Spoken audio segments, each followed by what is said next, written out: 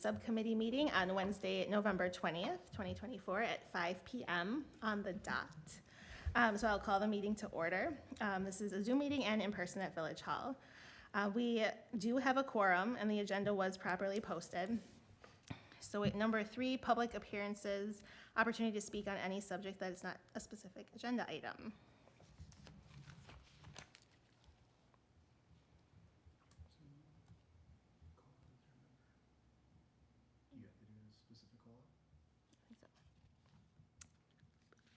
Pete, I know you're online. You're the only other member, technically not the public. Did you want to say something? No, I'm Okay. good, thanks. Okay. So we'll move on to number 4, discuss and consider the minutes of the October 16th, 2024 Library Board Facilities Subcommittee meeting. The minutes are linked in the agenda.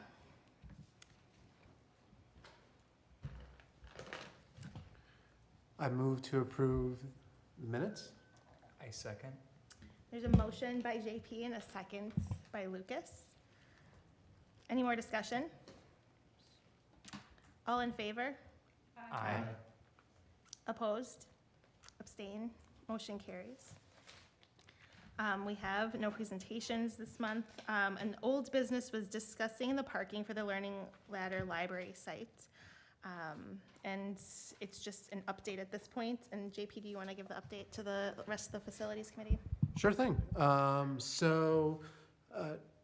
What has happened since our last meeting is the Plan Commission did take up the proposed ordinance change that I mentioned last time, and Aaron, who is the village planner, did a whole staff report on that, so I encourage anyone to look at that report from the Plan Commission meeting, as he did a really good job summarizing everything. Long story short, what happened to the Plan Commission is that they tabled it, so it wasn't even discussed in there. So kind of led to, it was also discussed at the last village board meeting as well. No particular action was taken regarding this ordinance. So at this moment, the current ordinance is still in existence, and but I suspect maybe down the line the village board might take some action on that. And there are some steps that must be taken if there's any ordinance change. But that, again, timeline projecting out probably January, February at the earliest in there. Again, there's lots of what ifs that can happen in between that. But so that's kind of the big update there. Besides that, Cindy and I are still going to be doing some other kind of due diligence, comparing other municipal libraries, what they actually have on at their facilities, as well as kind of looking at some recommendations that various staff have had regarding parking for libraries. Just to reiterate, or to, Oh, yep. Sorry. I left it on this time. I'm very used to yelling at people about their microphones, so thank you. I left it on this time just to make sure I don't mess up. But this is just, this is the ordinance because we don't meet the requirements that the village set forth for libraries and whatever we fall under. Yep, so there's Okay. the zoning ordinance specifically has a call out for libraries and museums. And so as it's currently written, I don't have it up in front of me, but I can look at the exact verbiage in there. It's like 1 to 250, 1 to 250, and then there's also some personnel staffing elements in there as well, but really for the most part, it's the 1 to 250, which would require more parking than what the current surface lot holds in there. Again, as we discussed before, that's where there's still plenty of opportunity, potential to leverage the site, in particular the playground, as a expansion for that if need be. But again, the Plan Commission, and this was noted in Aaron's report, in last year almost reviewed the parking ordinance, but tabled it because the library wasn't on the horizon, and they vowed to bring it, come back for consideration if something does arise, and so we're at that point, so that's why this was brought up, and, between the plan commission and the village board, had those discussions in there. Thank you. Any other questions? Okay. So we're at number 7, new business. So updates on library architect and engineering due diligence. The update is that JP and I met with the architects on, I don't remember the Is it date. Wednesday, 2 It weeks was ago? Wednesday 2 weeks ago. And we spent a couple of hours going through basically a high level facility space needs, which I know that this group has done 5 or 6 times, and we've used the Wisconsin, the Anders Wisconsin software to work on that. They have their own internal software, and so it was just a little bit more accurate. But I think I was pleasantly surprised, or that all of the spaces that we talked about, which is listed in the summary for planning of the library facility memo from the 16th of October that we had gone over as a group twice. Basically, all of those spaces fit within the learning ladder structure. We were off by maybe a couple hundred, like 800, 700, 800 square feet, and it's mostly storage that we were missing, and that's captured in their software. So all of the general layouts of how we had the spaces kind of situated, kind of fit. Obviously, they're going to do a lot more calculations and have a final report to the village board for the second village board meeting in December, and probably some follow-up in early December with me and JP. Will they work with engineers to figure out like okay. Yeah, and so they also had their structural engineer come in, and they're working on their live load analysis. Perfect.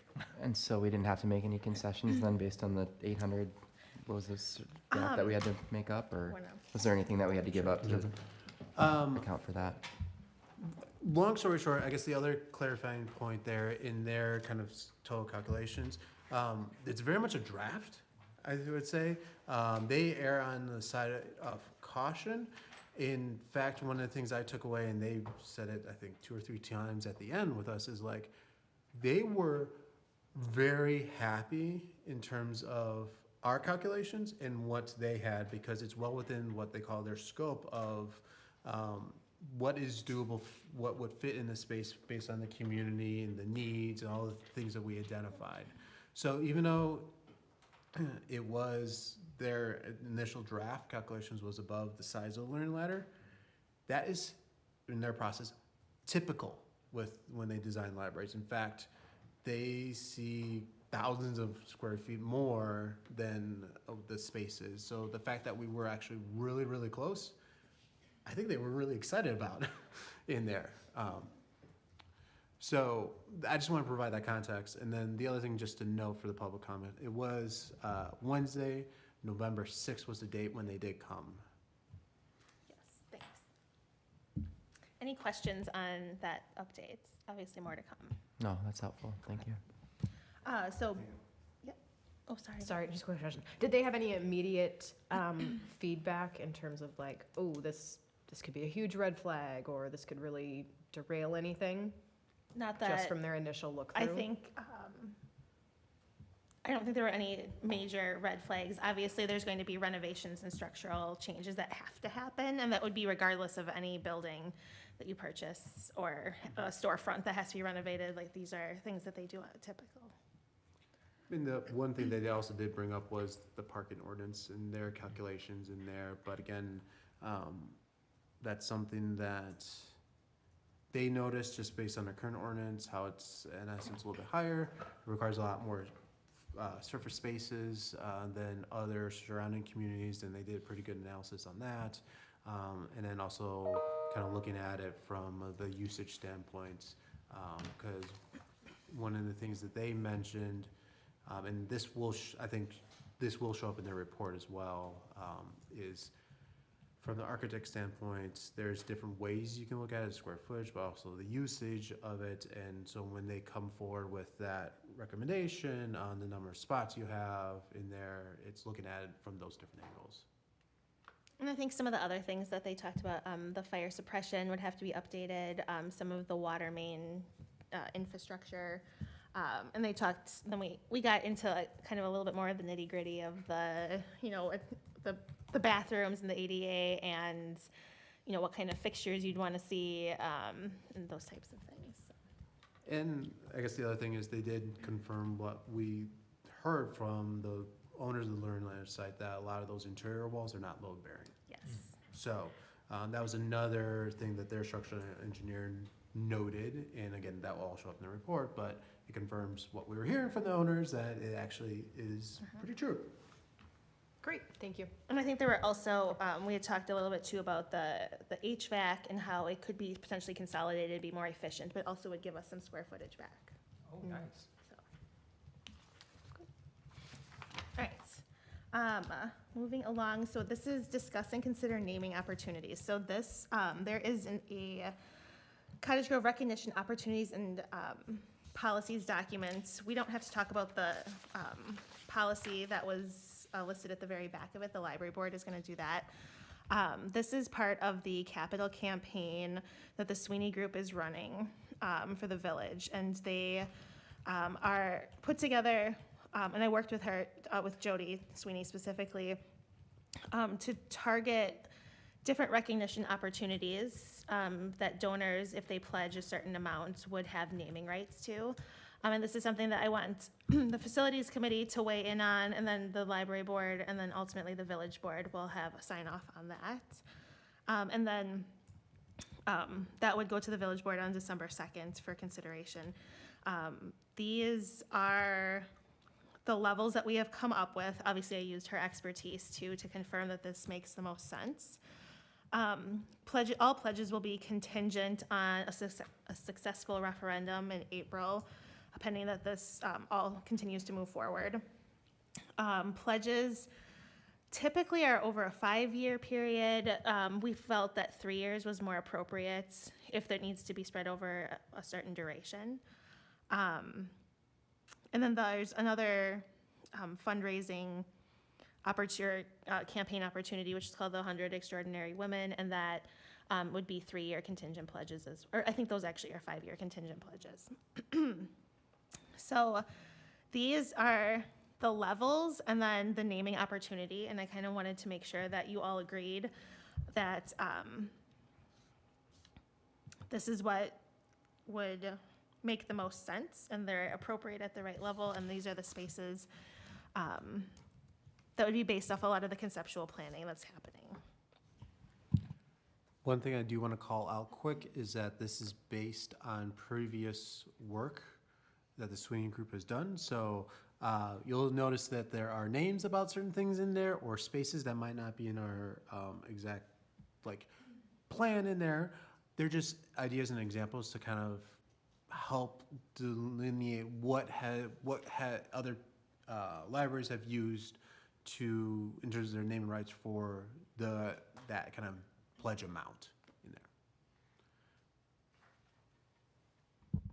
I think that these have been, I've scaled them back to where they would, these are areas or parts of the library or collections that would exist in the Learning Ladder site, though.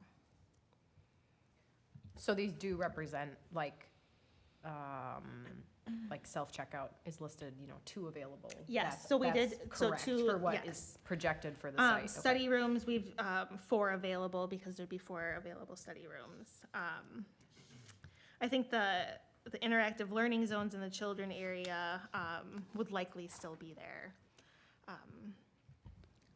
I guess more so what I was referencing was the 50,000 given level. I know we were going back and forth about the history of Cottage Grove, that collection, the Friends area, again, the art gallery, those type of things too. which are, with those things we discussed in the architect meeting, but they're not gonna be full spaces anymore. So I know in our master plan, we had a full history room, we had a full, the Friends had an entire area, and most likely we're talking about wall displays now, instead. I think it looks great. Just looking at it, it's very comprehensive, and it's, yeah, you got all levels. You got papers for $250, which is very affordable, up to, is it 2 million? Yeah, $2 so, million at the top for naming the library, which, it's a good range. It's, yeah, hopefully we, get the library named after someone.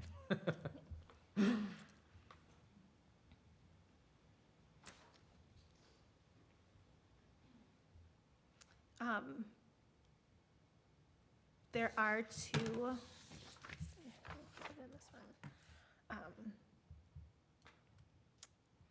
so in the linked document, the talk, read, play, we struck that from the $1 million giving level. Talk, read, play is a specific program, and we're slightly out of their zone. So we wouldn't qualify for that $1 million level through that program, but we still have the Children's Center, which would be most of the lower level of the Learning Ladder site in there. We do have the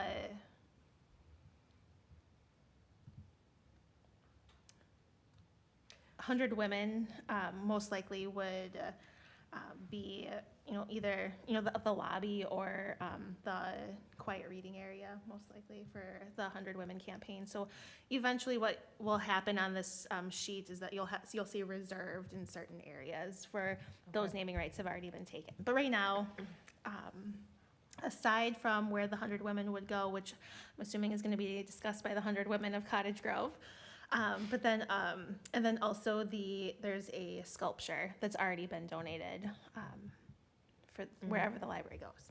So those are really the only two reserved spots right now. So I see one thing that might be like a duplication in terms of the fact that we're talking about scaling down some of those, I'm looking specifically underneath the $50,000 giving area. It says History of Cottage Grove Collection Area, which was originally envisioned to be like part of a room.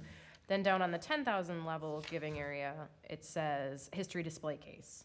Do we want to clean up and consolidate that into one? I would also think that perhaps, I agree with Lucas in that it's a great variety of levels and it's very all-encompassing with all of the different things.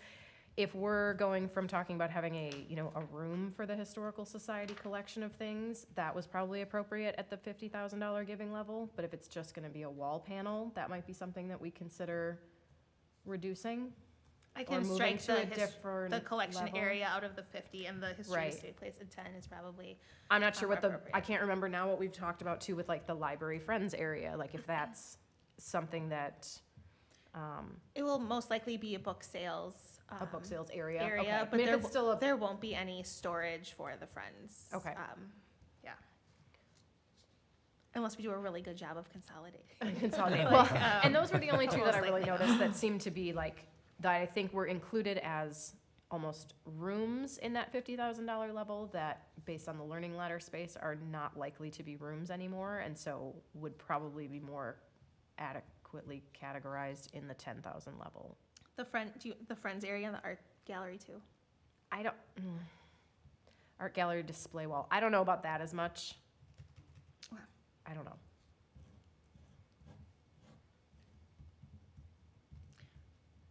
And then I do want to have another, because there has been discussion with some potential donors about the technology and the use of digital collections and those types of things. And I want to make sure that that is very well represented in here. So when that donor is contacted, that it's well presented at an appropriate level.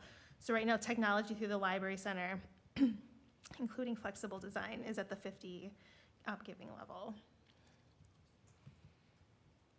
Do we have any, do you have some examples of what that entails or what that is referencing? So when we talked about technology with the architects, it's you're going to have conference rooms, study rooms that are going to have, screens and microphones. for meetings and for kind of remote work. There's going to be obviously service desk that'll have Computer for stations and stuff. Okay, for right. LinkCat and those types of things. There isn't going to be a computer lab. Well, and that's what I Our wanted to computer labs are a clarify. thing of the past. Right, There right. probably won't be a lot of computer stations throughout the facility, but there will be Wi-Fi, including on the outside. Well, and maybe even technology through the library center, you know, includes something like a speaker system in the community room, or like I just wasn't sure how broad of a definition that really meant. And I guess I was also wondering if we should call out specifically digital services. Digital services, right, as maybe a the, potential. again, that was, I level. don't have a feeling one way or another, but that was my question when I read that on there, going, well, does that mean that, you know, specifically the digital computer technology, or is that referencing, again, like the speaker system or any of these other type of technology components that are part of libraries' spaces? I mean, it's a valid question, and in many ways, in terms of technology, as Cindy mentioned, you have the tech in each of these study rooms. Is that gonna be covered by the room part? Right. Or broad-based? So I actually like splitting that out, where we are a lot more explicit in terms of technology is for the kind of the general collection elements. I forgot what you said, Cindy, but I think it was, Yeah, Lower. circulation desk, I know, you'll have to go back and rewatch, but. Okay. and then I'm going on the assumption that the rooms would then be included, technology is kind of included with that. So I have to go back to, the rooms were at, The rooms are also in the, Well, part one of the multipurpose community room. yeah, the Yep. multipurpose community room is much higher up on the list, Yes. but like you were saying, the small study rooms, we're also 50. mhm, I think that's appropriate. I agree. Yeah. Okay. I might add the digital services as a separate line then. Maybe, yeah. Okay. And can you say any more about the decision or the logic to set the pledge period to 3 years? Cindy, I know you said it was So typically typically they're 5, but- 5. I think that because it's such a much smaller capital campaign than is typically run, also typically what is needed because construction is a renovation, it makes a little bit more sense for us to kind of shorten that pledge period.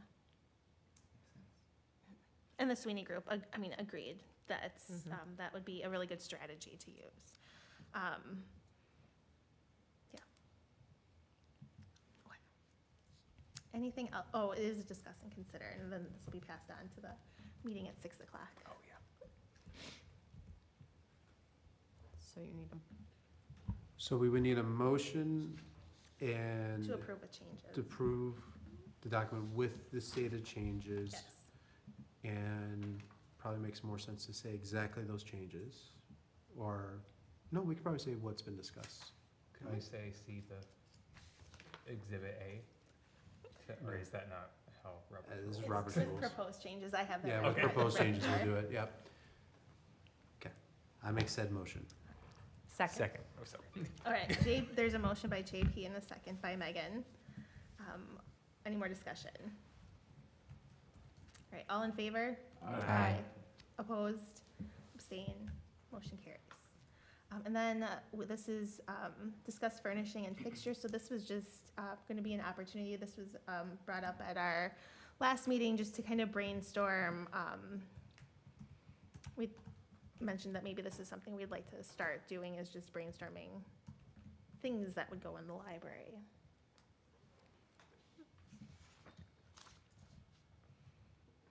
Which I know that we, a couple months ago maybe, had an initial list of at least children's Yeah. spaces. I also want to say, correct me if I'm wrong, I think there's a certain amount of things that would come with the building. Is that still true? Things that we could potentially So the- purchase or inherit as part of the, The building is likely will be emptied. okay. Yeah. Got it, thank you. Okay, sorry, I'm just trying to wrap my head around how to start. So yeah, back before Learning Ladder was ever kind of in the mix, we put together like a list for like if we magically were gifted a space, what would we want, kind of desire for like day one opening?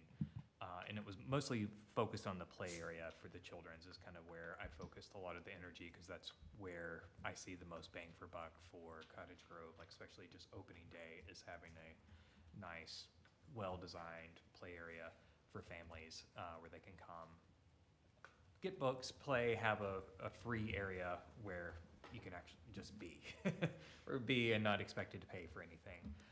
So a lot of it was just based on dramatic play, having like different areas for different age ranges, from birth kind of up to the cutoff I kind of put was like the school age, and then kind of the tweens and teens have their own kind of thing over here, and you know they don't need as much because they just kind of like to sit and talk and go from there. But it was a lot just kind of focused on dramatic play, incorporating things that could be utilized in multiple ways, like do a small change in it. You know, it goes from a coffee shop to a bakery or whatever, or vet station that they could do dramatic play with. But kind of focused on like what preschools do with the large dramatic play areas, and having things like that with gross motor skills, fine motor skills, different things like that, and STEM kind of areas sprinkled throughout where kids can just explore whatever kind of topic on their own.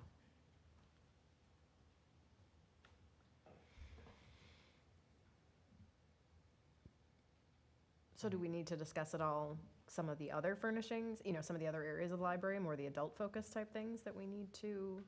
The adults harder because it's. I just- would, yes.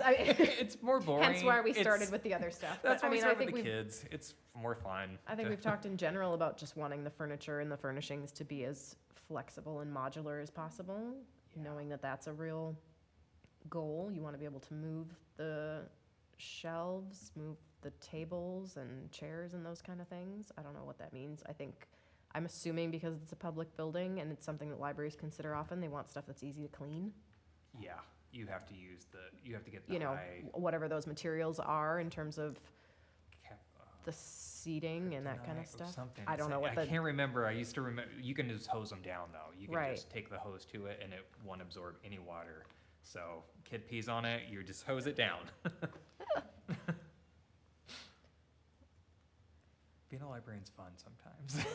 I'll bet, but I mean, I think we had a pretty good list for children's spaces. I think I'd like to see a lot of use of the walls, Yeah. and a lot, because you can put so much on walls, especially for the littles, Sensories, yeah. sensory stuff. Mhm. Yeah. And And I just- think, we talked in our architect meeting too about, some of like the basic fixtures that would be, and what would be preferred. In the teen space is something I know we focused a lot on, and that kind of goes back to technology too, but making sure that there's sites and from the staff, and then also like the gaming aspect to what teens do. Yeah. Can we talk a little bit about, and just brainstorm just really briefly about the outdoor spaces? The architect did say that you could potentially double the building size for the lot. So, future expansions could still happen. But what kind of outdoor use do you envision? So definitely play area for kids, and then having like seating for parents, like having picnic tables, having benches, things out there for like adults to sit, just like even just a nice day to sit out there and read. So either parents watch out there with their kids or just wanting to be outside. And sometimes just having a large open area where you can even just do events and programs, like where you have like whoever is coming with the zoo come and do it outside, because it's just easier. Things like that. Does that make sense?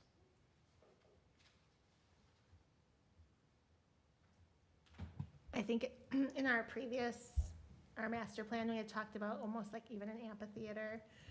And trying to think of, the other things, because we spent days and days with architects at that point. Community garden space, obviously, I think we discussed too, and there's enough space for that. That could be really good, have like planter boxes and stuff throughout, and different organizations handle like different areas. If we need more direction, I think we can come back to this subcommittee and work on the spreadsheets that we've already started, but just wanted to have a very brief conversation about some of those things. If anyone else has anything to add to that. Okay. Our next meeting then is December 18th at 5 p.m.